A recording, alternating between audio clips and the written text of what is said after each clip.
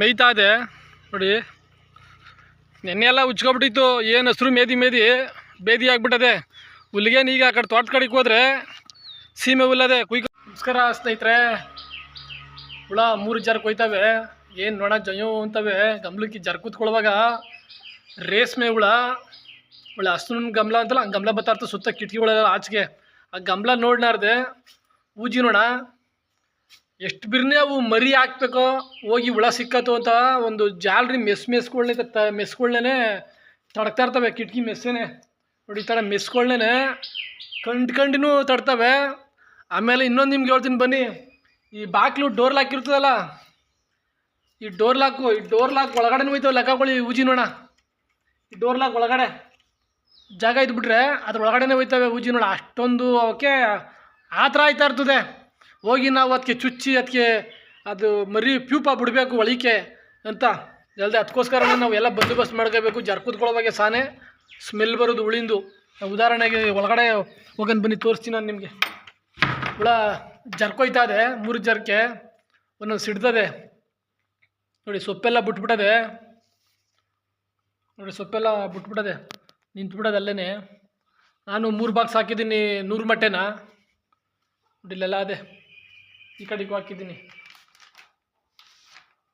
ಊಜಿ ನೋಣ ಮಾತ್ರ ಕಂಟ್ರೋಲ್ ಮಾಡಬೇಕು ಮೇನು. ನಾವು ರೈತರುಗಳು ಊಜಿ ನೋಣ ಕಂಟ್ರೋಲ್ ಮಾಡಿದರೆ KG ಗಟ್ಟಲೆ ಹುಳನ ಸಾಯಿಸೋದು ಅಲ್ಲದೆ ನಮಗೆ ರೈತರಿಗೆ ನಷ್ಟ ಮಾಡಿಬಿಡ್ತದೆ.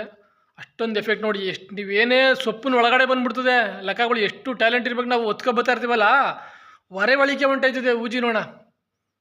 ಅದಕ್ಕೋಸ್ಕರನೇ ಪ್ರತ್ಯೇಕವಾಗಿ ಕೋಣೆಗಳ್ನ ಮಾಡ್ಕೊಳ್ಳಿ. ಊಜಿ ಇದು ಬಂದ್ಬಿಡ್ತವೆ ಸೊಪ್ಪು ಹಾಕೋಕ್ಕೆ ಅಂತ ಎಲ್ಲ ಮಾಹಿತಿ ಕೊಡೋರು ಕೊಡ್ತಾರೆ. ಜರ್ಕೆ ಒಯ್ತಾ ಇದೆ, 3 ಜರ್ಕೆ ಎಲ್ಲ ಸಿಡ್ತದೆ. ಸಾಯಂಕಾಲ ಒಂದು ಸ್ಥಳಕ್ಕೆ ಸೊಪ್ಪು ಹಾಕಿಸ್ಕೊತದೆ. ಬನ್ನಿ ಹಂಗೆ ಆಚೆ ಹೋಗನೆ. ಅಲ್ಲಿ ಒಂದು ಕರ ಕಟ್ಟಾಕಿದ್ದೀನಿ ನಾನು. ಕರಿನ ಬಗ್ಗೆನೂ ಸ್ವಲ್ಪ ನಿಮ್ಗೆ ತಿಳಿಸ್ತೀನಿ. ಎಷ್ಟು ಫಾಸ್ಟಾಗಿ ಹೋಯ್ತಾವಂದರೆ ಕಣ್ಣಿಗೆ ಕಾಣಿಸಲ್ಲ. ನಾವು ಬಾಗಿಲು ತೆಗೆದು ಒಚ್ಚು ಅಷ್ಟೊತ್ತಿಗೆ ಒಳಗಡೆ ಟಕ್ನೆ ನುಗ್ಬಿಟ್ಟಿದ್ದಾವೆ. ಸಂಧಿ ಮಾಡ್ಕೊಂಡ್ಲಾಗ ಹೋಗೋಳು. ಅವು ಎಷ್ಟು ಮೈಂಡ್ ಇರುತ್ತೆ, ಬುದ್ಧಿವಂತಿಕೆ ಇರುತ್ತೆ ಅವಕ್ಕೆ ಊಜಿ ನೋಡೋಕ್ಕೆ.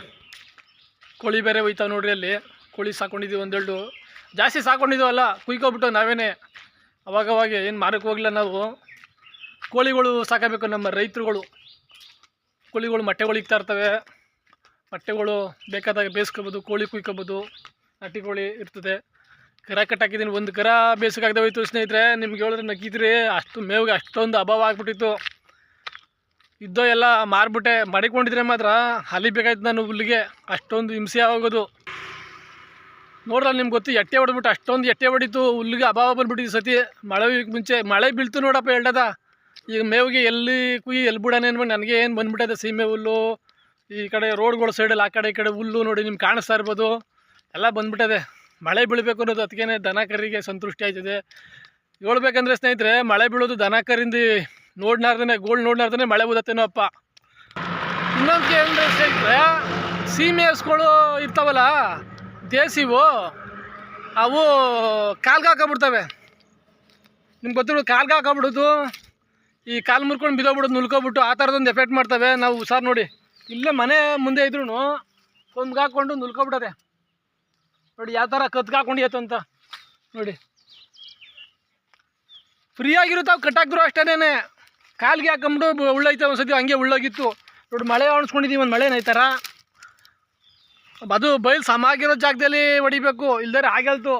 ಕಣ್ಣಲ್ಲಿ ಕಣ್ಣಿಟ್ಟು ನೋಡ್ಕೊಂಡ್ರೆ ಸೀಮೆ ಹಸುಗಳನ್ನ ಕಟ್ಟಾಕ್ಬಿಡು ಹೊಂಟೋದ್ರೆ ಭಾಳ ಡೇಂಜರು. ನಾವೆಲ್ಲೋ ಹೊಂಟೈತೀವಿ ಮೇಯ್ತದ ಬಿಡಪ್ಪ ಅಂದ್ಕೊಂಡ್ರೆ ಅಲ್ಲೇ ನುಲ್ಕೊಂಡು ನಿಂತಿರ್ತದೆ. ಬಾ ಈ ಕಡೆ ಸಮಾಗಿರ್ತಾ ಕಟ್ಟಾಕ್ತೀನಿ ಬಾ. ಈ ಥರ ಸೀಮೆ ಹಸುಗಳು ಸ್ನೇಹಿತರೆ ಎಷ್ಟೊಂದು ನನ್ನ ಕಣ್ಣು ಮುಂದೆ ಸೊತ್ತೋಗ್ಬಿಟ್ಟವೆ. ಬೇರೆಯವರು ನುಲ್ಕೊಂಡು ಮುಗ್ದರ್ಕ ಹಾಕ್ಕೊಂಡು ಈ ಥರ ಹಾಕ್ಕೊಂಡು. ಇಲ್ಲೊಂದು ತಾವು ಚೆನ್ನಾಗದೆ ಹುಲ್ಲು ಕಟ್ಟಾಕ್ತೀನಿ ನೋಡಿ. ಇಲ್ಲಿ ಒಳ್ಳೆ ಸಖತ್ತಾಗಿ ಬಂದದೆ ಹುಲ್ಲು. ಇಲ್ಲೊಂದು ಮಳೆ ಹೊಡೆದ್ಬಿಟ್ಟು ಕಟ್ಟಾಕ್ಬಿಟ್ರೆ ಸಂದಗಂಟ ಮೇಯ್ಲಿ ನೋಡಿ. ಮಳೆ ಹೊಡ್ಸ್ಕೊಂಡಿದ್ದೀನಿ, ಪೆಡ್ತೀನಿ ಹಿಂಗೆ. ಕಲ್ಲು ಚೂರಾಗೋಯ್ತಲಕ್ಕ ಹಾಕೊಡ್ರಿ ಮಳೆ ಹೊಡೆಯೋಕೆ ಹೋಗಿ. ಸಾಕು ಹೀಗಾಗದೆ. ಮೇಯ್ತಾ ಇದೆ ನೋಡಿ. ನೆನ್ನೆ ಎಲ್ಲ ಉಚ್ಕೊಬಿಟ್ಟಿತ್ತು. ಏನು ಹಸ್ರು ಬೇದಿ ಆಗಿಬಿಟ್ಟದೆ. ಹುಲ್ಲಿಗೇನು ಈಗ ಆ ಕಡೆ ತೋಟ ಕಡೆಗೆ ಹೋದರೆ ಸೀಮೆ ಹುಲ್ಲದೆ ಕುಯ್ಕೊಬಂದು ಮಿಷಿನ್ ಕೊಟ್ಟು ಊದ್ಬಿಟ್ಟೆ ಅಂದರೆ 2 ಕ್ರೇಟು 3 ಕ್ರೇಟ್ ಮಾಡಿಬಿಡ್ತೀನಿ. ಹೊಟ್ಟೆ ತುಂಬ ಮೇಯ್ತಿದೆ. ಮೊದಲೆಲ್ಲ ಸಾಕೋತಾ ಇದ್ದು ನಾಟಿ ಹಸ್ಗಳಿಗೆಲ್ಲ ಸಾಕೋಕೆ ಆಯ್ತಾ ಇಲ್ಲ. ಇರೋನು ಒಬ್ಬ ಏನು ಮಾಡೋಕ್ಕಾಗಲ್ಲ. ಅದರಿಂದ ಒಂದು ಇರಲಿ ಅಂದ್ಬಿಟ್ಟು ಇದು ಸಾಕೊಂಡಿದ್ದೀನಿ. ಮಕ್ಕ ನೋಡೋಕೆ ಇರಲಿ ಅಂದ್ಬಿಟ್ಟು ರೇಷ್ಮೆ ಬೆಳೆದ ಮೇಲೆ ರೈತರಿಗೆ ಹಾಲು ಮೊಸರು ಮಜ್ಜಿಗೆ ಇರಬೇಕು. ಇಲ್ಲಾಂದರೆ ಭಾಳ ಎಫೆಕ್ಟು. ತಂಪಿರ್ತದೆ ಹಾಲು ಮೊಸರು ಮಜ್ಜಿಗೆ ಕುಡಿದ್ರೆ. ಅದಕ್ಕೋಸ್ಕರ ಇದು ಇಟ್ಟು ತಗೊಂಡ್ರೆ ಅದಕ್ಕೋಸ್ಕರ ವೆಯ್ಟ್ ಮಾಡ್ತಾಯಿದ್ದೀವಿ. ಈಗ ಎಲ್ಲ ಅಂಗಡಿಗಳಿಂದ ತಗೊಬಂದು ಹಾಲು ಮೊಸರು ಮಜ್ಜಿಗೆ ಕುಡಿತಾ ಇದ್ದೀನಿ. 24 ಗಂಟೆ ಹಾಲು ಮೊಸರು ಮಜ್ಜಿಗೆ ಕುಡಿತಾ ಇದ್ದೀನಿ ನಾನು. ಇನ್ನು ಮೇಯ್ಲಿ ಬರ್ರಿ, ಇನ್ನು ಸಂಧೆ ಗಂಟೆ ಮೇಯ್ಲಿ. ಸಂಧೆ ಮೇಲೆ ಇನ್ನೊಂದು ಅವರ್ ಬಿಟ್ಕೊಂಡು ಬಂದು ಇನ್ನೂ ಒಂದು ಗೊಂತು ಹಾಕ್ಬಿಡ್ತೀನಿ.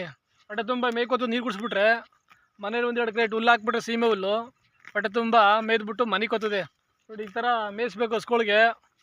ಅದು ಏನಪ್ಪ ಅದು ಮೈ ತೊಳಿಲ್ಲ ಅಷ್ಟೇ, ಉಚ್ಕೋತಾ ಇರ್ತದೆ. ಎಷ್ಟೊಂದು ತೊಳಿ ನಾನು ತಾನೆ ನೆನ್ನೆ ತೊಳೆದು ಇವತ್ತು ತೊಳಿಲ್ಲ, ನಾಳೆ ತೊಳಿಬೇಕು. ಸಾನೆ ಬೇದಿ ಮಾಡ್ಕೋತದ ಇದು. ಯಾಕಂದ್ರೆ ಹಸಿರು ಮೇಯ್ತದಲ್ವೇ, ಅದ್ರ ದೇಶದಿಂದನೇ. ಸೀಮೆ ಹಸ್ಗಳೇ ಹಂಗೇನೆ ಇವು. ಇನ್ನೊಂದು ಸ್ನೇಹಿತರು ಹಸ್ಗಳು ಹಂಚಿ ಹುಲ್ಲು ಮೇಯ್ಬೇಕು. ಹಂಚಿ ಚಿಗುರು ಅಂತ ನೋಡಿ ತೋರಿಸ್ತೀನಿ ನಿಮಗೆ. ನೋಡೋ ಥರ ಐತೆ ಇದು ಹಂಚಿ ಚಿಗುರು. ಎಲ್ಲೂ ಸಿಗ್ತಾಯಿಲ್ಲ ಸರಿಯಾಗಿ. ಇವಾಗ ಎಲ್ಲ ಉಳೋದು ಟ್ರಾಕ್ಟ್ರು JCBಗಳೆಲ್ಲ ಬಂದ್ಬಿಟ್ಟು ಎಲ್ಲ ಕಿತ್ತಾಕ್ಬಿಟ್ಟು ಮೊದಲು ತೆವರಿಗಳೆಲ್ಲ ಹುಲ್ಲು ಕೂದಿ ಇದೆಲ್ಲ ಬರ್ಸ್ಕೊಳ್ಳೋ. ಇದು ಒಳ್ಳೆ ಹುಲ್ಲು ಹಸ್ಗಳಿಗೆ ಹಂಚಿ ಚಿಗುರು. ಇದು ಮೇಯ್ದ್ರೆ ಒಳ್ಳೆ ಮೇವು. ಏನೋ 2 ದಿನ ಸುಮಾರಾಗಿ ಮಳೆ ಬತ್ತು, ಪರವಾಗಿಲ್ಲ. ಬರ್ದೇರೆ ಅದು ಹಿಂಸೆ ಆಗ್ಬಿಡೋದು. ಈಗೇನೋ ವಾತಾವರಣ ಸ್ವಲ್ಪ ಯಾಕೋ ಕಮ್ಮಿ ಆಗದೆ, ಮಳೆ ಬರೋ ಮೂಮೆಂಟೇ ಇಲ್ಲ. ಎಲ್ಲೆಲ್ಲಿ ಬೇರೆ ಕಡೆಗೆಲ್ಲ ಹೋಯ್ತಾ ಇದೆ. ಹಂಗೆ ಸ್ನೇಹಿತರೆ, ಒಂದು ಲೆಕ್ಕಾಚಾರವಾಗಿ ಒಂದು ಜೀವನ ಮಾಡಿಕೊಂಡ್ರೆ ನೆಮ್ಮದಿಗೆ ಜೀವನ ಸಾಗಿಸ್ಬೋದು. ಇಲ್ಲ ಅಂದರೆ ರಿಸ್ಕ್ ಆಯ್ತದೆ ಭಾಳ. ಯಾವುದೇ ಕೆಲಸ ಆಗಲಿ ಪ್ರತಿನಿತ್ಯ ಟೇಬಲ್ ಹಾಕೊಂಡ್ಬಿಡ್ಬೇಕು. ಇವತ್ತು ಮಾಡೋಣ, ನಾಳೆ ಮಾಡೋಣ, ನಾಡ್ದು ಮಾಡೋಣ ಅಂದರೆ ಅದೆಲ್ಲ ಮುಲ್ಕಿ ಬಿದ್ದೈತಿದೆ. ಟೇಬಲ್ ಹಾಕ್ಕೊಂಡ್ರೆ ನೋಡಿ ಈಗ ಐತೆ ಅದು ರೆಡಿ ಮಾಡಿದ್ನೆ. ಸಾಯಂಕಾಲ ಹೋಗಿ ಸ್ವಲ್ಪ ರೇಷ್ಮೆ ಸೊಪ್ಪು ಹುಲ್ ತಂದರೆ ಮುಗೀತು ಇವತ್ತೊಂದು ಕತೆ.